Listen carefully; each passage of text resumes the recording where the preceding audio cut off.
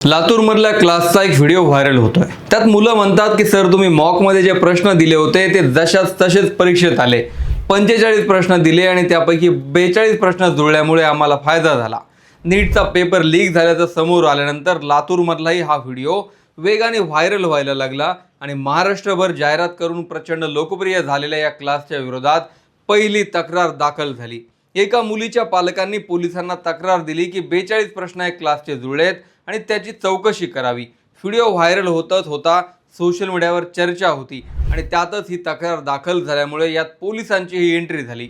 ज्या क्लासचं नाव लातूरच काय पण राज्यात गाजलेलं आहे, त्या क्लासच्या विरोधातल्या या तक्रारीमुळे पोलिसांनी तपासाची चक्र फिरवली आहेत। त्यात व्हिडिओच्या शेवटी जे हँडरायटिंग दिसतंय त्याने तर संशय अजून बळावलाय आणि देशव्यापी घोटाळ्यात लातूरचं नाव समोर आल्यानंतर अनेकांच्या भुवया उंचावल्या। पण लातूरचं नाव अचानक समोर का यायला लागलं, यात खरंच तथ्य असलेल्या काही गोष्टी आहेत का, त्याचीच माहिती मी या व्हिडिओत देणार आहे। नमस्कार, मी विशाल, तुम्ही पाहताय story.com। देशभरातल्या 22 लाख विद्यार्थ्यांनी परीक्षा दिली आणि त्यानंतर महाराष्ट्रातूनच समोर आलं की नीटची परीक्षा देण्याआधीच त्याची प्रश्नपत्रिका फुटली होती। लातूरचं नाव तर आत्ता समोर येतंय, पण नाशिकमध्ये या पेपर लीक प्रकरणातली पहिली डिजिटल कॉपी समोर आली होती आणि त्यानंतर हा पेपर फुटला असल्याचं समोर आलं। नाशिकमधल्या शुभम खैरनार या तरुणाला पुण्यातल्या एका संशयिताकडून हा पेपर 10 लाखात मिळाला आणि त्याने 5 लाख रुपयांचा नफा कमवून तो पुढे 15 लाखात विकला। नंतर हा पेपर हरियाणातलं गुडगाव, राजस्थानमधील जयपूर, सीकर आणि जिथे लाखो विद्यार्थी अभ्यास करतात ते कोटा, जम्मू काश्मीर, बिहार आणि केरळात पोहोचला।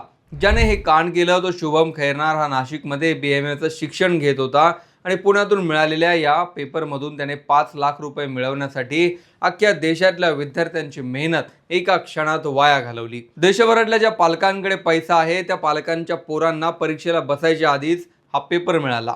परीक्षेच्या जवळपास 45 तास आधीच हा पेपर फिरत असल्याची माहिती समोर आली होती।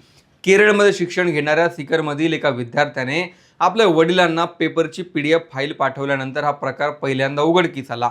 संबंधित विद्यार्थ्याचे वडील राजस्थानच्या सीकरमध्ये हॉस्टेल चालवतात। परीक्षेच्या दिवशी सकाळी मुलाच्या वडिलांनी हा पेपर हॉस्टेलमध्ये राहणाऱ्या मुलींना देण्याचा प्रयत्न केला, मात्र तोपर्यंत त्या परीक्षेसाठी निघून गेल्या होत्या। परीक्षा संपल्यानंतर हा पेपर केमिस्ट्री आणि बायोलॉजीच्या शिक्षकांना दाखवण्यात आला। त्यावेळी असं समोर आलं की केमिस्ट्रीच्या 108 पैकी 45 प्रश्न आणि बायोलॉजीचे 204 पैकी 90 प्रश्न हे प्रत्यक्ष परीक्षेतील प्रश्नांसोबत जुळत होते। सीकरमधील काही कोचिंग संस्थांनी निवडक विद्यार्थ्यांना या कथित गेस पेपरच्या आधारे नीटची तयारी करण्यासाठी सांगितलं होतं।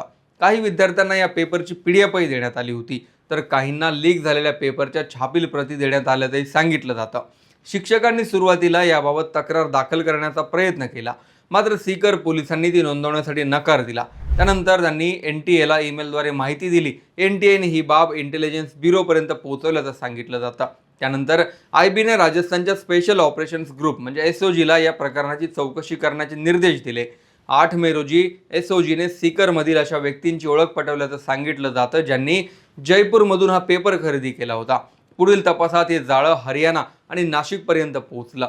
नाशिकमधल्या 30 वर्षांच्या शुभम खैरनारला स्थानिक गुन्हे शाखेच्या मदतीने अटक झाली आणि SOGकडे त्याचा ताबा देण्यात आला। या घोटाळ्याचे मास्टरमाइंड समजले जाणारे राकेश मांडवरिया आणि मनीष यादव यांच्यासह 15 जणांना या घोटाळ्यात आतापर्यंत अटक करण्यात आली आहे। नीटचा पेपर फुटला आणि त्यानंतर ही परीक्षा रद्द करत असल्याचं NTAने जाहीर केल्यानंतर देशभरातल्या विद्यार्थ्यांचा आणि त्यांच्या पालकांचा संताप होणं स्वाभाविक होतं, कारण गेल्या 2 वर्षांपासून यासाठी तयारी केलेली होती आणि कोणाच्या तरी चुकीमुळे देशभरातल्या विद्यार्थ्यांना परत एकदा पेपर द्यावा लागणार आहे।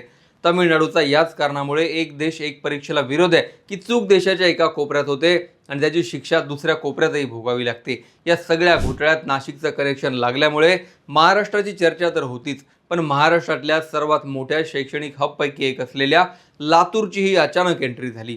लातूरमध्ये मंगळवारपासूनच एक व्हिडिओ सोशल मीडियावर फिरायला लागला, ज्यात कोचिंग क्लासेसचे संचालक परीक्षा देऊन आलेल्या एका विद्यार्थिनीला विचारतात की परीक्षा कशी गेली, आपल्या क्लासने जे मॉक दिले होते त्यातले प्रश्न आले का, तर संबंधित विद्यार्थ्यांनी सांगते की तुम्ही जे दिलं त्याच्या बाहेरचा प्रश्नच आला नाही। संचालक विचारतात की तुम्ही क्लासवर खुश आहात का, तर विद्यार्थ्यांनी सांगते आपण मनापासून समाधानी आहोत। संचालक पुढे म्हणतात की बायोलॉजीचं काय झालं, आपल्या मॉकपेक्षा सोपं होतं की अवघड, तर बायोलॉजी ही सोपं गेलं आणि मॉकपेक्षा सोपं होतं असंही ही विद्यार्थिनी सांगते। दुसरी विद्यार्थिनी म्हणते की सर तुम्ही जे प्रश्न दिले होते त्याच्या बाहेरचं काहीच आलं नव्हतं। संबंधित व्हिडिओ सोशल मीडियावर उपलब्ध आहे. मात्र पोलिसांनी सांगितलंय की चौकशीतून काही ठोस बाहेर येत नाही तोपर्यंत संबंधित क्लासचं आणि विद्यार्थ्यांचं नाव सार्वजनिक घेणं उचित ठरणार नाही. त्यामुळे इथे तो व्हिडिओ आम्ही टाळतोय.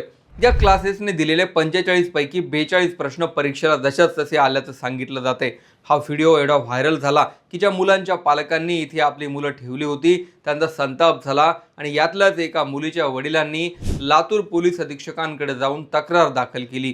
जो व्हिडिओ समोर आलाय त्याच्या शेवटी क्लासेसच्या संचालकांनी जे प्रश्न विद्यार्थ्यांना लिहून दिले होते ते सुद्धा जोडलेले आहेत. यावर असा दावा केला जातोय की पेपर PDF शेअर करणं धोकादायक ठरू शकतं म्हणून हाताने विद्यार्थ्यांना प्रश्न लिहून देण्यात आले. सध्या पेपर लीकच्या ज्या घटना समोर येत आहेत त्या PDF फॉरवर्ड केल्यामुळे समोर आल्यात. मात्र या क्लासमध्ये PDF फॉरवर्ड न करता हाताने प्रश्न लिहून देण्यात आले.